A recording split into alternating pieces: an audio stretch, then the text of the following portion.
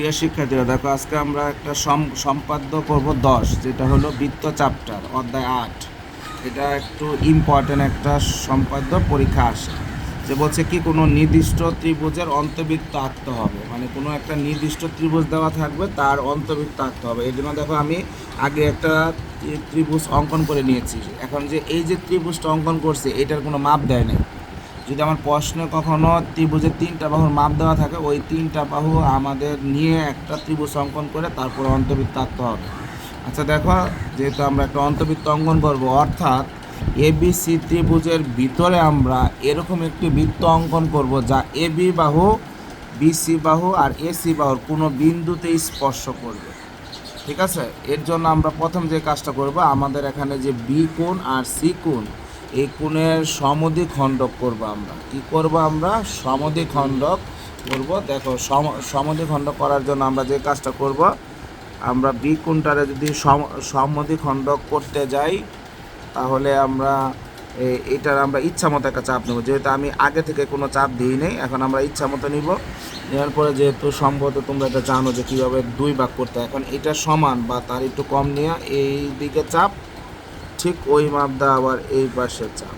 একটু খেয়াল রাখতে হবে তোমাদের বিন্দুগুলা জানি ঠিক মতো তোমরা জানি যোগ করতে পারো, না হলে কিন্তু এটা ভুল হওয়ার সম্ভাবনা হয়, কারণ 3টা বাহুরে কিন্তু স্পর্শ হয় না।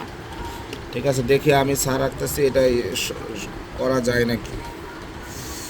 এটা যে আমরা করলাম, তার আমরা করলাম এটা হলো বিএল, মানে এইটার বি কোণটারে সমদ্বিখণ্ড করলাম। ঠিক একইভাবে আমি এখন বিটা যেভাবে আমি দ্বিখণ্ড করেছি, ঠিক এইভাবে আমরা এটারও দ্বিখণ্ড করব। কী করব? দ্বিখণ্ড। দেখো এটারও আমার ইচ্ছা মতো একটা চাপ নিব, আমরা নিলাম। ইচ্ছা মতো চাপটা নেওয়ার পরে এটার সমান বা কম নিয়ে দেখো আমরা এই দিকে চাপ, আবার দেখো সেই মাপে কিন্তু সাবধান, পেন্সিল কম্পাস ধরার সময় সতর্ক না হলে কিন্তু ভুল হওয়ার সম্ভাবনা থাকবে। তারপরে আমরা কি করে দিব? যোগ করে দিব। দেখো স্যার যখন যোগ করার চেষ্টা করছে, তখন কিন্তু আমি এই যে পিনের অংশ দিয়ে কিন্তু এটা আমি একটু মার্ক করে নিয়েছি, জানি তোমাদের ভুল হওয়ার সম্ভাবনা থাকে কম। এই স্টেপটা কিন্তু খেয়াল রাখতে হবে, তারপরে যোগ করতে হবে। এই দেখো, সরি আমার একটু দাগটা ব্যাকআপ হয়েছে। এটা হলো, এটা করছি আমরা সিএম। এই দেখো বিএল আর সিএম তারা পরস্পর কোন বিন্দুতে মিলিত হয়েছে? ও। ঠিক আছে, ও বিন্দুতে মিলিত হয়েছে। এখন একটা কাজ করতে হবে, যে যেটা দেখো এই ও থেকে বিসি এর উপরে একটা ওডি কি অঙ্কন করব, লম্ব অঙ্কন করব। এখন ও থেকে যদি বিসি এর উপরে লম্ব অঙ্কন করি, তাহলে দেখো এই দিক থেকে কোনো উপরে কোনো বিন্দু থেকে যদি কোনো রেখার উপরে লম্ব অঙ্কন করার নিয়মটা অঙ্কন করার জন্য আমরা এই পাশে ইচ্ছা মতো একটা চাপ দিব, কিন্তু খেয়াল রাখতে হবে সেটা জানি বিসি এর বাইরে না যায়। এই যে দেখো শিক্ষার্থীরা, আমি কি করলাম, এদিকে চাপ নিলাম। চাপ নেওয়ার পরে এইটার সমান বা কম নিয়ে, দেখো এটা সমান বা একটু কম নিয়ে আমরা এইদিকে চাপ, ঠিক ওই মাপ দিয়ে আবার এই পাশ থেকে আমরা কি করলাম, এদিকে চাপ নিলাম। তারপরে এটা আমরা যোগ করে দিব। আমরা সম্পূর্ণটা যোগ করব না, শুধু আমরা উডি মানে উপরে লম্ব টানবো, তো বিসির উপরে।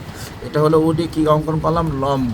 এখন দেখো যে কাজটা করব, ওকে কেন্দ্র করে উডি এর সমান, ওডি এর সমান ব্যাসার্ধ নিয়ে একটি কি অঙ্কন করব, বৃত্ত অঙ্কন করব। তাহলে এইটাই হলো আমার হলো নির্ণয় বৃত্ত হবে।